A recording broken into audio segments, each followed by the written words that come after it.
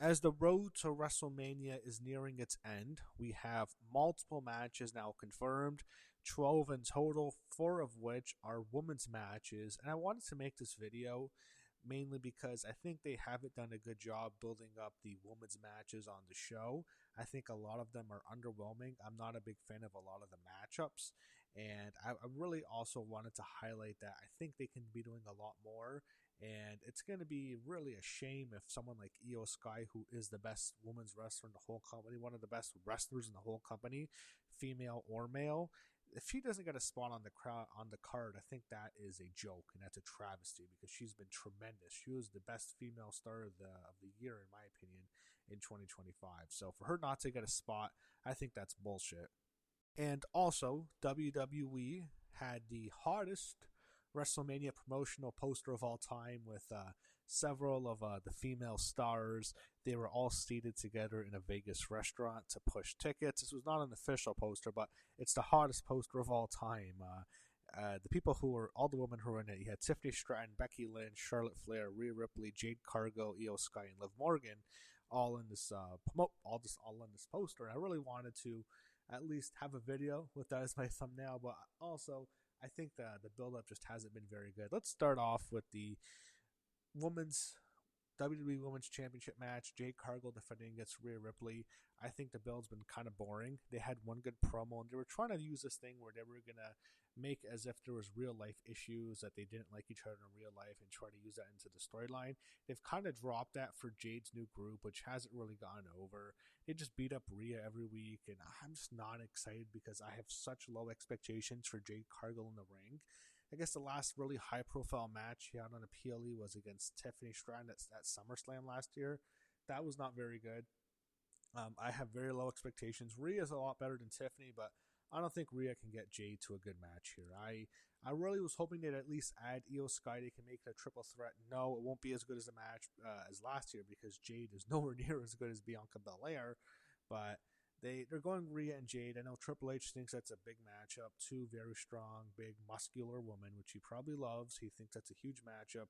I have low expectations for this match, and I have not enjoyed the build. And I do not like Jade Cargill's title reign at all. I think she's probably winning too, and I'm just not excited for this match at all. Then we go to the Raw side. We have the Women's World Championship, Stephanie Vaquer fighting against Liv Morgan in a match that's been much better built than the SmackDown match. Yeah, I think this should be a good match. I don't know how good Liv is still as a single star. I have my doubts about her. I think she's solid. She's improved so much from where she was. Her second title reign was much better than her first title reign. I'm expecting her to beat Stephanie, who in my opinion has had a very lackluster title reign, especially in the last few months when she's barely even on TV anymore. The feud really hasn't been very good. It's been kind of stale. They started off really hot when they had Stephanie make Liv cry in that backstage segment, but I think that kind of peaked there. It got back better on Raw this past Monday when they brought back Roxanne Perez, but she's not actually in the match. I think she'll just be in Liv's corner along with Raquel Rodriguez. I'm still happy to see Roxanne back, but I don't know how good the match is going to be. I just feel it's not really about Liv. I think Stephanie's title reign has not been booked well at all. It's just been very boring, and again, my expectations are not too high for this match. And then you have the Women's Intercontinental Championship match, which will be the worst one. Look, I like Giulia. I'm glad she's back. She has not been very good in the ring at all. And this match at Becky Lynch, they just haven't worked well together. They had a pretty bad match on that WrestlePalooza show, in that mixed tag team match when they teamed with their husbands. Wasn't very good. And then they had that match at Elimination Chamber, which wasn't any good. It wasn't any good. And that was probably going to be a better crowd because that was in Chicago. Now this crowd's going to be Las Vegas. It's a WrestleMania crowd. They can be hit or miss. They can be quiet for large sections of the show. I don't have high expectations for this match at all, and I haven't really enjoyed the build. I feel like this shouldn't have gone on this long, and I know they probably thought to themselves they're going to have this great long feud. I just don't think it's really worked to its potential, and I think Becky definitely is going to win, but I'm not that into this match at all. And then you have the women's Fatal 4-Way Tag Team match for the women's tag team titles. You have the horrendous champions, the Annihilators, and not in a good way. They just suck. Nia Jax and Lash Legend, who I am not a fan of at all. I don't enjoy them in this position. I don't think they should be the women's tag team champions right now. They are not good. They are not entertaining. Nia Jax is obnoxious on the mic. She has go away heat. No one wants to see her. Lash Legend is not good. She is getting a push because she's big, she's tall, she's muscular. Triple H likes that, and he wants to push her. I don't like them. I think the Bellas are not good. Brie especially is atrocious. I've always thought Brie Bella is horrible in the ring. Horrible professional wrestler. One of the worst of all time I've seen for the woman, and that's saying something. And someone like at her level that's actually had a lot of TV time. I'm not talking about someone who like wrestled a few times on TV and then like they didn't really do much with them. Someone who's been pushed all like her, she's amongst the worst. And Nikki's okay. I never thought Nikki was horrible in the ring. I just thought she was just mediocre at best always.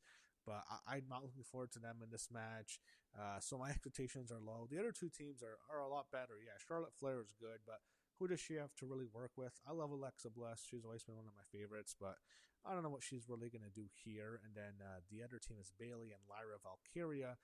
Again, Bayley just isn't the same performer. She's not as over because they haven't done as much with her in the last couple of years.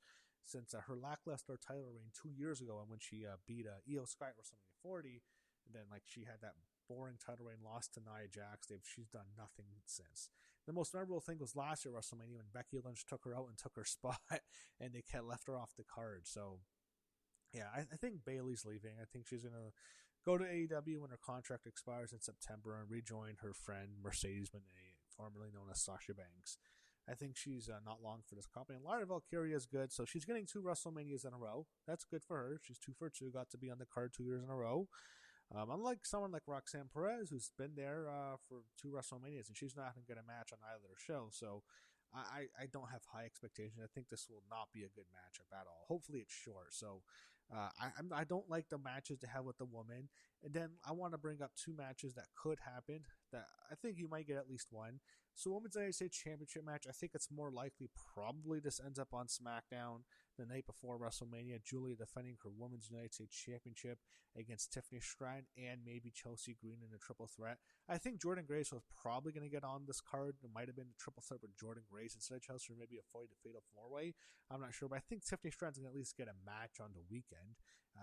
She'll. I think because of her, Giulia has a good chance to get on the card. And look, Giulia's not over at all. I like her a lot. She is not over. It's not a situation where I'm going to complain with Iyo Sky being off the card because she's over. She's been great in the ring. She's had so many good matches.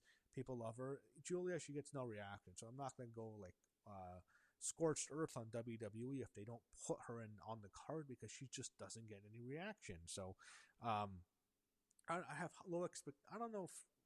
I guess that would be okay. Giulia is really good still. Tiffany, she can have a decent match. Chelsea can have a decent match. So that match would be fine. I think that just screams SmackDown to me, not WrestleMania.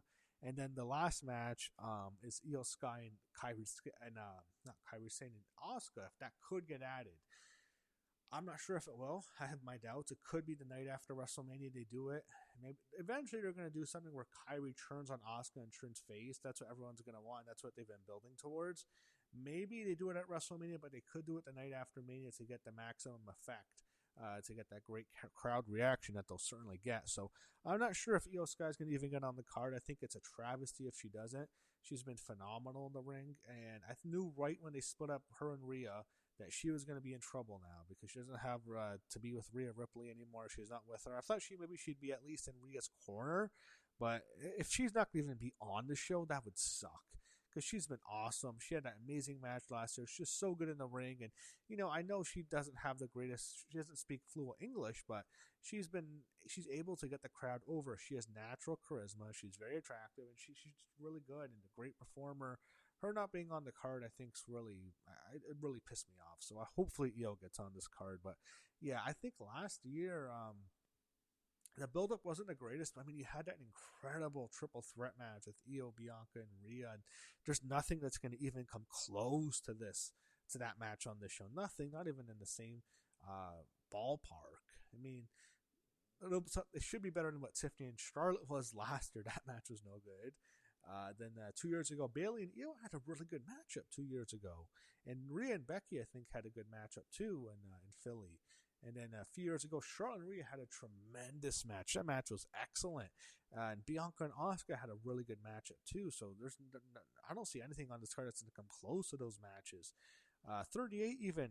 Bianca and Becky had a really good matchup, a very underrated matchup that I really enjoyed.